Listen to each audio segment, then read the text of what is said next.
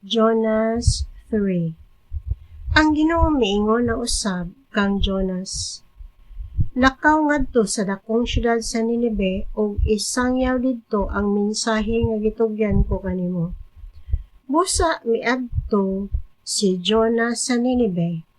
Ang Ninive dako kaayong syudad ug 3 ka adlaw ang pagbaktas tadlas niini.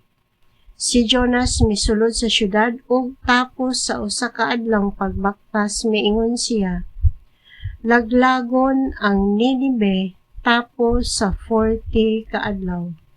Ang tanang tawo nga nagpuyo sa Ninive mituo sa mensahe sa Dios ug nagpuasa sila.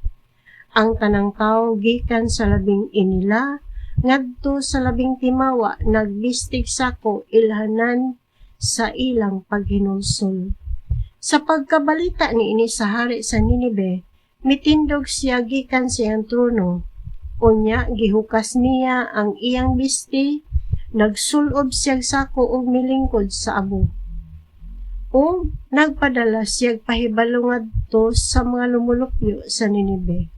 Siya miingon, ako ug ang akong mga opisyal nagdili sa tanang tawo ug mananap sa pagkaon ug pag-inom. Kinahanglan ang tanang tawo ug mananap magbistig sako. Ang tanan kinahanglan kinasingkasing nga mag-ampo sa Dios ug mamiya sa daotang pagkinabuhi basin pag mausab ang laraw sa Dios ug dili na siya masuko kanato ug dili kita mga matay. Nakita sa Dios ang gibuhat nila ug nakita niya nga gibiyaan nila ang ilang daotang pagkinabuhi. Busa wala ipadayon sa Dios ang iyang laraw ug wala niya ipahamtang kanila ang makalilisa nga silot.